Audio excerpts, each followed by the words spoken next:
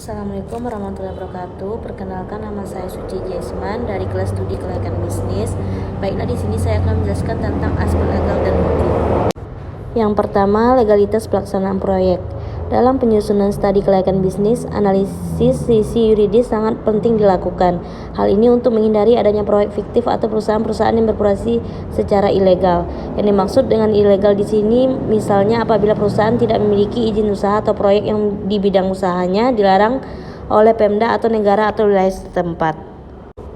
Yang dimaksud legalitas di sini adalah apakah pendirian dan operasional perusahaan telah memenuhi ketentuan-ketentuan pemerintah. Misalnya,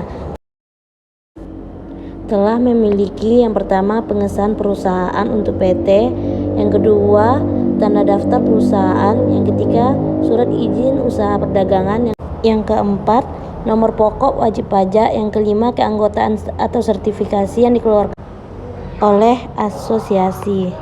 Selanjutnya, bentuk yuridis proyek.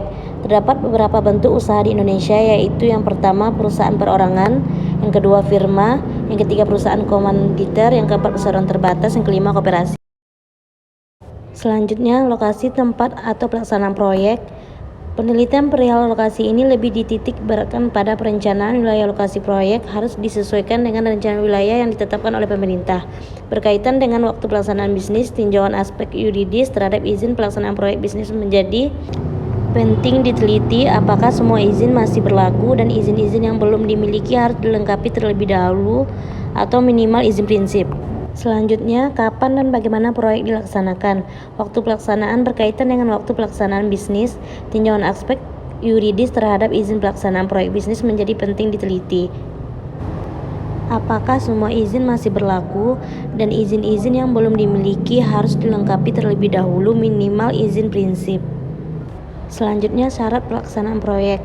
Pada beberapa proyek dibutuhkan tambahan dana pinjaman yang bersumber dari bank, modal ventura, lembaga leasing, atau pihak ketiga lainnya. Berkaitan dengan pinjaman dana tersebut, biasanya terdapat beberapa syarat khusus yang ditentukan oleh pihak kreditor dan harus dipenuhi oleh pelaksana proyek sebagai debitur.